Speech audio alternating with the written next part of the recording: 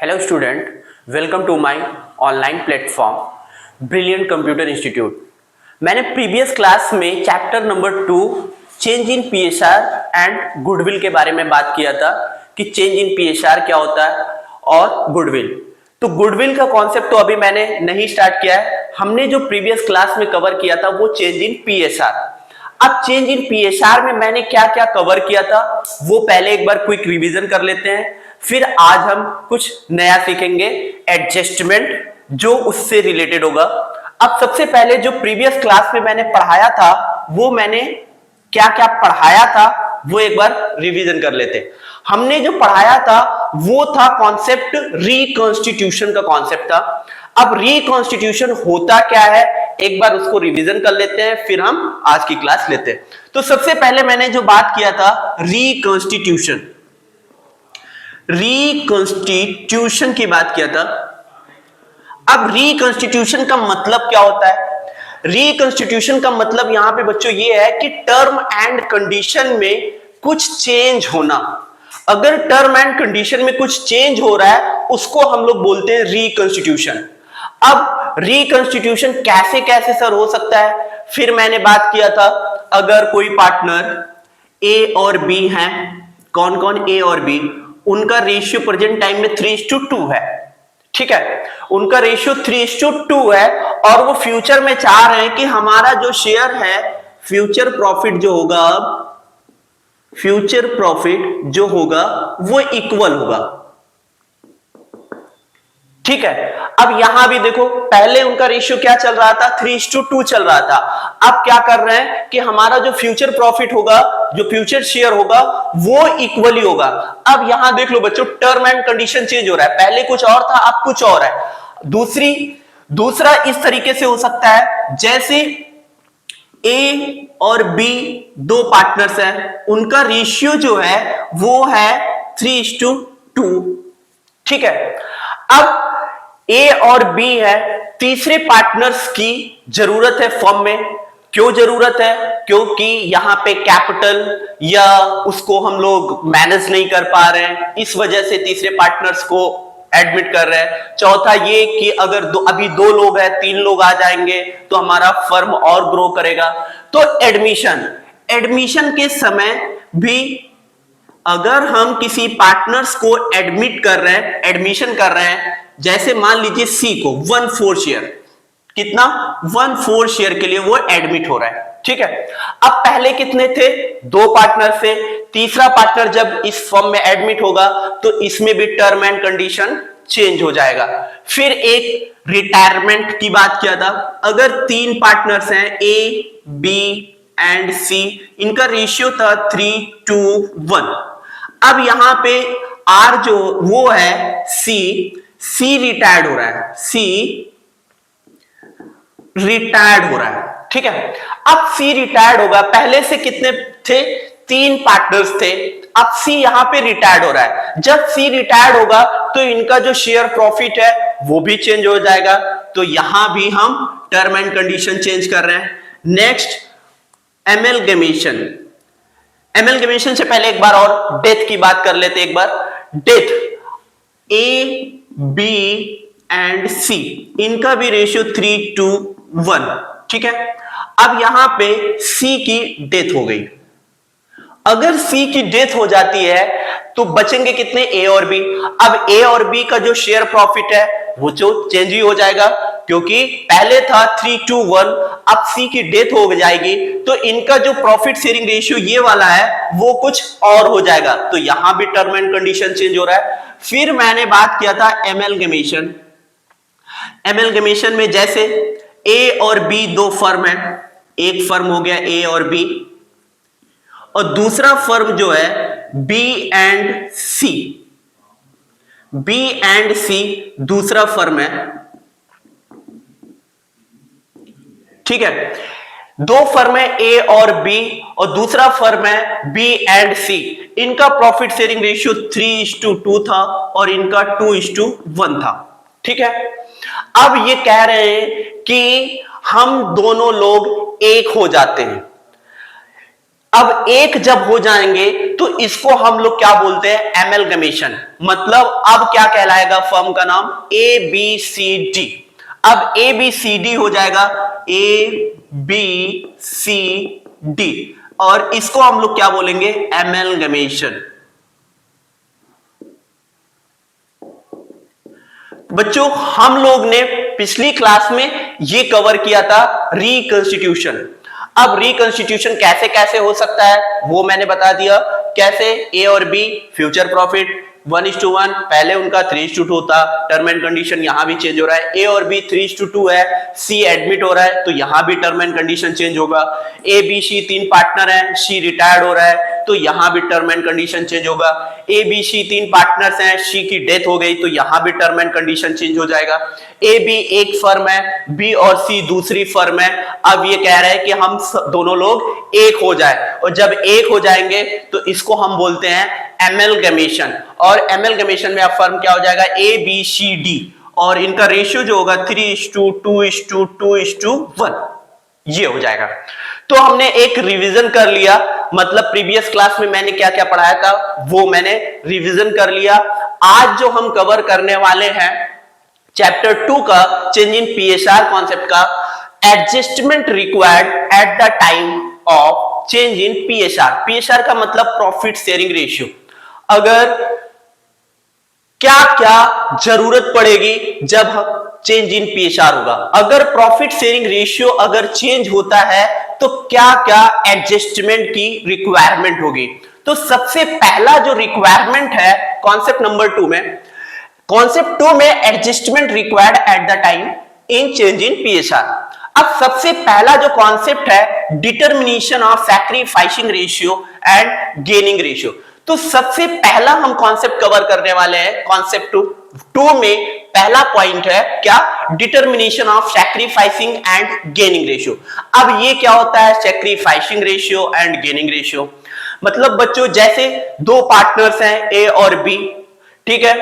अब A B उनका ratio 3:2 है। अब फ्यूचर में कह रहे हैं कि हमारा जो प्रॉफिट होगा 1:2 होगा।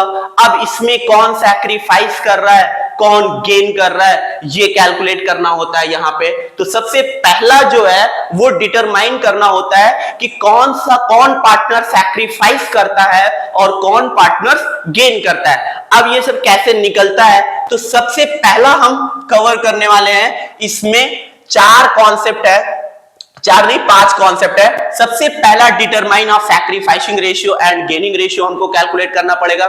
दूसरा accounting treatment for goodwill calculate करना पड़ेगा, ट्रीटमेंट करना पड़ेगा सबसे पहले।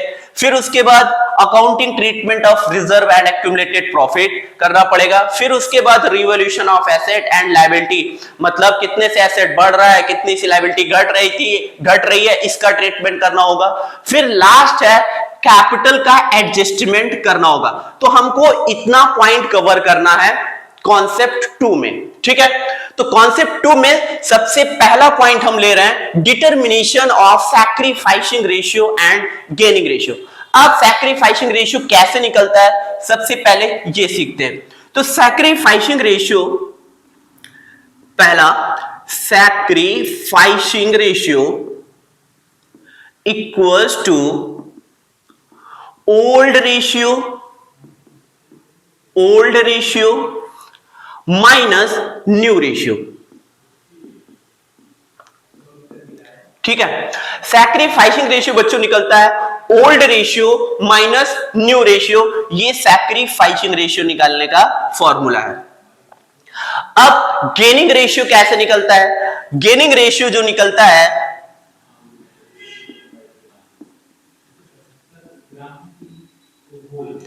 Gaining ratio equals to new minus new ratio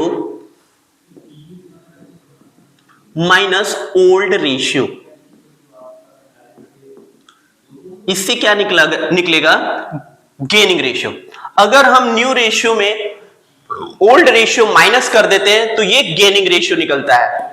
अब कैसे पता चलेगा, अब हम एक क्वेश्चन के थ्रू, एक एग्जांपल के थ्रू हम इसको समझा रहे हैं। तो सबसे पहले ये याद रखना है कि सैक्रिफाइसिंग रेशियो कैसे निकलता है और गेनिंग रेशियो। तो सबसे पहले डिटरमाइन हमको क्या करना पड़ेगा, सैक्रिफाइसिंग और गेनिंग।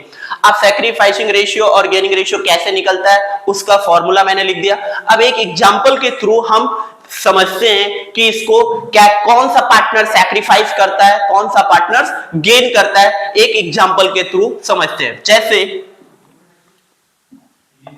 रेशियो याद रखना कि सैक्रिफाइसिंग ओल्ड माइनस न्यू और गेनिंग रेशियो। एक एग्जांपल है, इसको रफ कर रहे हैं थोड़ा।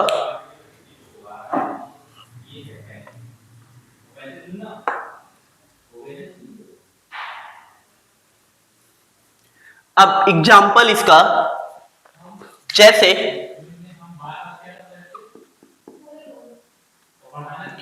एग्जांपल है, जैसे तीन पार्टनर्स हैं एक्स वाई एंड जेड। ठीक है बच्चों, एक्स वाई जेड तीन पार्टनर्स हैं। अब एक्स वाई जेड तीन पार्टनर्स हैं। अब इसमें क्या होता है कि इनका जो रेशियो है वो 3:2:1 है। ठीक, एक्स वाई जेड तीन पार्टनर्स है और इनका जो रेशियो है 3:2:1।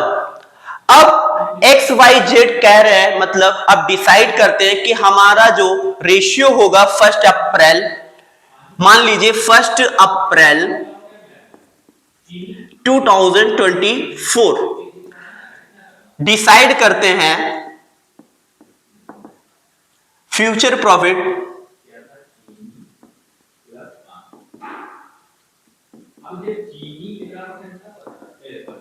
प्रॉफिट डिसाइड करते हैं कि हमारा जो होगा वो इक्वली होगा। ठीक है, मतलब तीन पार्टनर्स है एक्स वाई जेड, उनका रेशियो है 3:2:1। अब एक्स वाई जेड डिसाइड करते हैं कि अब हम लोग का जो फ्यूचर प्रॉफिट शेयरिंग रेशियो होगा वो इक्वली होगा। अब इस क्वेश्चन को मैं ये एग्जांपल को क्यों करा रहा हूं बच्चों, इस एग्जांपल को हम इसलिए करा रहे हैं कि यहां पे कौन सा पार्टनर सैक्रिफाइस करता है, कौन सा पार्टनर गेन करता है, ये हम समझाने वाले हैं कि कैसे इसको कैलकुलेट करते हैं और किसको सैक्रिफाइस बोलेंगे और किसको गेन बोलेंगे। ठीक है, अब हम सैक्रिफाइसिंग रेशियो निकालते हैं। सबसे पहले फॉर्मूला लिख लेते हैं, सैक्रिफाइसिंग रेशियो। फॉर्मूला क्या होता है बच्चों, old ratio minus new ratio. क्या होता है, old ratio minus new ratio. अब बच्चों ओल्ड रेशियो कितना है, ओल्ड रेशियो जो है वो 3:2:1 है और न्यू रेशियो क्या है, इक्वली। इक्वली का मतलब 1:1:1 है। ठीक है, तीन पार्टनर्स है तो 1:1:1 ही होगा। अब ओल्ड रेशियो में कितना है, हम रखते हैं x का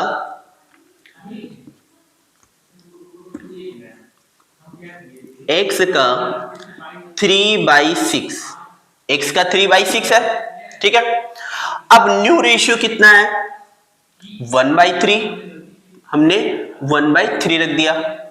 इसी तरीके से y का हम रखते हैं, y का कितना रेशियो है 2/6 है तो 2/6 रख लिया। y का न्यू रेशियो कितना है 1/3 है। ठीक है, z का 1/6 है और z का न्यू रेशियो 1/3 है। ठीक है, 3/6, 2/6, 1/6, new ratio X Y Z का 1/3, 1/3, 1/3। अब हम यहां कैलकुलेट करते हैं। अब क्या करेंगे, सबसे पहले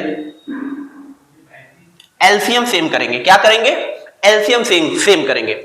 एलसीएम इन दोनों का कितना आएगा, एलसीएम निकालना है, ऐसे निकालना होता है 6 और 3, 2 3 जा 6, 3 को एज इट इज कॉपी, 3 1 जा 3, तो एलसीएम बच्चों आएगा इसका 6। ठीक है, अब एलसीएम 6 आया। अब यहां पे हम एलसीएम कितना रख रहे हैं, 6 रख रहे हैं और ये इसको हम 6 बना लिए क्योंकि एलसीएम दोनों का 6 है, तो यहां पे 6 करने की जरूरत है नहीं क्योंकि ये ऑलरेडी 6 है, यहां पे करने की जरूरत है तो यहां मैंने कर दिया। अब यहां पे कितना बचा 3 और यहां कितना हो गया 2 1 जा 2, ठीक है, ये मैंने लिख लिया। अब इसी तरीके से हम y का कैलकुलेट करते हैं, इसका भी वही 6 एलसीएम है 2 और 2, ठीक है। अब यहां कितना हो गया 6 हो गया क्योंकि एलसीएम सेम 6। अब ऊपर वही 2 था, अब कितना हो गया 2 हो गया, ठीक है, क्लियर। ऊपर यहां 2 यहां 2, फिर उसके बाद यहां हमने 2 से मल्टीप्लाई किया। जब ऊपर 2 नीचे 2 से मल्टीप्लाई करेंगे बच्चों तो ऊपर भी 2 से मल्टीप्लाई करना पड़ेगा क्योंकि हमको 6 बनाना है। अब हमने यहां लिखा 6 और यहां कितना बचा 1 माइनस 2। अब ये बच्चों क्लियर हो गया होगा मैंने इसको कैसे किया। अब इसको फाइनली यहां हम दिखाते हैं 3 माइनस 2 1 बाई 6, क्लियर। 2 माइनस 2 0, यहां पे नो सैक्रिफाइस नो गेन। यहां पे 1 माइनस 2 तो यहां आएगा माइनस का 1 बाई 6। अब बच्चों यहां देखो एक तो पॉजिटिव साइन में आ रहा है और एक तो 0 आ रहा है और एक जो आ रहा है माइनस में आ रहा है। तो यहां पे कौन सैक्रिफाइस कर रहा है और कौन गेन कर रहा है ये मुझे बताना है। तो पहले हम एक बार समझते हैं। देखो पहले इनका 3/6 शेयर था, अब उनका शेयर कितना हो गया 2/6। अब पहले क्या था बच्चों 3/6 x का शेयर था, अब देखो यहां पे 2/6, तो कौन सैक्रिफाइस कर रहा है x सैक्रिफाइस कर रहा है। तो यहां पे लिखो सैक्रिफाइस, क्लियर। क्योंकि देखो बच्चों पहले वो कितना पा रहा था शेयर का 3/6 पा रहा था, अब उसको कितना मिल रहा है 2/6 को कितना सैक्रिफाइस किया 1/6 सैक्रिफाइस किया। ये क्लियर हो गया होगा। अब यहां देखना y का चेक करते हैं। पहले उसका शेयर कितना था 2/6 था और अब भी उसका 2/6 है, तो क्या इसको कुछ सैक्रिफाइस करना पड़ा, क्या इसको कुछ गेन हुआ, नहीं हुआ, ना सैक्रिफाइस किया ना ही इसने गेन किया, तो यहां पे नील हो जाएगा, क्लियर। अब z का चेक करते हैं। z का 1/6 पहले था, कितना था 1/6 पहले शेयर था और अब इसका शेयर 2/6 हो गया, मतलब पहले 1/6 प्रॉफिट का मिलता था, अब इसको प्रॉफिट का 2/6 मिल रहा है। तो इसको 1/6 से मतलब एक शेयर इसका बढ़ रहा है, मतलब प्रॉफिट शेयरिंग रेशियो 1/6 से 2/6 हो गया। तो जो ये सैक्रिफाइस किया x ने, जो x ने सैक्रिफाइस किया वो किसको मिल रहा है z को मिल रहा है। देखो पहले उसका 3/6 था, मतलब 1/6 से सैक्रिफाइस किया, अब 1/सैक्रिफाइस से 6 किया, मतलब सैक्रिफाइस किया, तो ये किसको मिल रहा है z को मिल रहा है। देख लो पहले उसको 1/6 मिल रहा था, अब उसको मिल रहा है 2/6, तो 1/6 से बढ़ रहा है ना उसका शेयर, तो ये बच्चों गेन कर रहा है। क्या कर रहा है गेन कर रहा है। तो ऐसे ही हम लोग कैलकुलेट करते हैं कि सैक्रिफाइस और गेन, कौन सा पार्टनर सैक्रिफाइस करता है और कौन सा पार्टनर गेन करता है, और कौन इनमें से कुछ नहीं करता है, ना ही सैक्रिफाइस करता है और ना ही गेन करता है। तो पहला मैंने टॉपिक कवर कर लिया, determination of sacrificing ratio and gaining ratio. अब गेनिंग रेशियो हम बाद में इसकी बात करेंगे जब हम रिटायरमेंट पे चलेंगे, तो हमने सिर्फ फॉर्मूला बता दिया है गेनिंग रेशियो का, तो यहां पे जरूरत नहीं पड़ेगी। जब हम रिटायरमेंट स्टार्ट करेंगे तब गेनिंग रेशियो की जरूरत पड़ेगी। अभी यहां पे जो जरूरत पड़ रही है सिर्फ सैक्रिफाइसिंग रेशियो का, तो सैक्रिफाइसिंग रेशियो का फॉर्मूला मैंने लिखा दिया, गेनिंग रेशियो का निकाल दिया। अब यहां पे सैक्रिफाइस और गेन कौन कौन करता है वो मैंने कैलकुलेट करना सिखा दिया, और कैसे पता होगा कि किस पार्टनर्स ने सैक्रिफाइस किया, किस पार्टनर्स ने गेन किया, ये भी बहुत अच्छे से मैंने एक्सप्लेन कर दिया। अब हमारा जो नेक्स्ट क्लास जो होगा वो होगा गुडविल।